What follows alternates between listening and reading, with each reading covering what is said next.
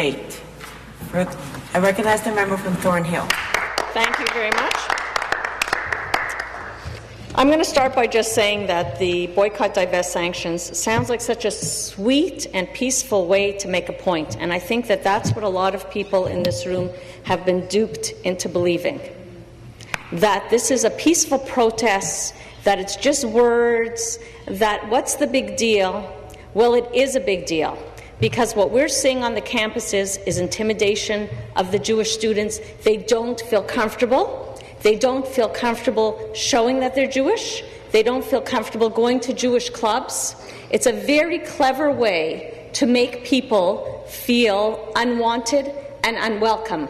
In Canada, I thought this was 2016, and I'm ashamed by what I'm hearing today, I have to be honest, because I hear a lot of talk about people who go to Holocaust memorial events, who celebrate Jewish Heritage Month, and that's all well and good. But we also need to remember the people who are living today and future generations. And what are we doing for the people today? That matters more to me. I believe in my heart that if we could bring back people who were murdered in the Holocaust and ask them, what would you want the government to do? What would you want your organizations to do? They would say, focus on future generations of happy and healthy Jewish generations, because they died for being Jewish and they wouldn't want to feel that they died in vain. So we have a chance, if we're talking about Holocaust Memorial, we're talking about Yom HaShoah, we have a chance now to do something for those people, not just to remember them, not just to say prayers, but to actually do something. This bill was looked at very carefully by lawyers who say, yes, it is constitutional. This bill was looked at very carefully by people who said that it wouldn't harm businesses, that it shouldn't be harming.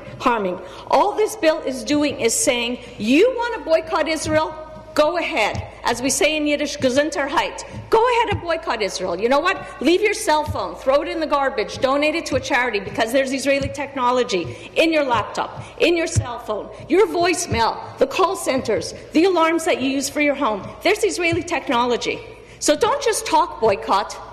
Show us and do it. Put away all that stuff. But if you want to do it, you really want to boycott Israel, you want to really divest from Israel, then you don't do it on the taxpayer's dime.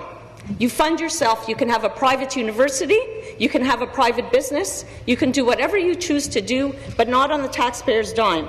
I want to ask people here how they would feel if there was a Ku Klux Klan, a KKK club, at their children's campus.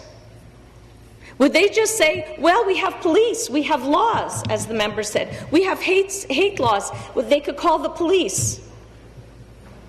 Well, the students were barricaded at a Jewish club on your campus and they called the police. Nobody was arrested. It's not enough. The police have been called, and it isn't enough to stop the BDS movement. So it's up to us to ensure.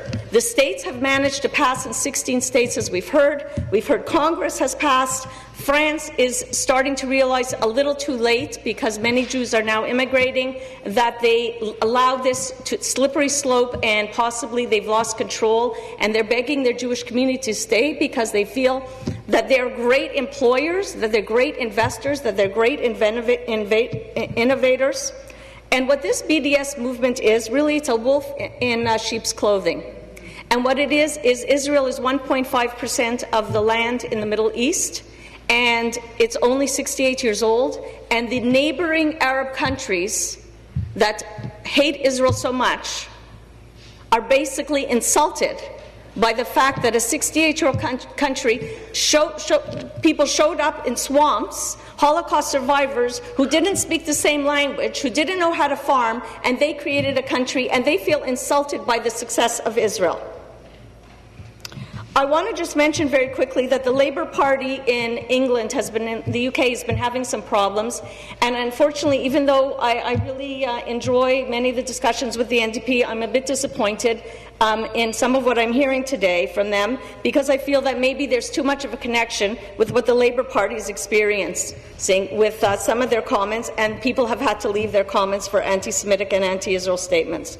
So I'm really asking everybody here to think as an individual, not to think along your party line, and think how you would feel in 2016 as it is. Thank you. Further debate. I recognize the member from BTC Shore.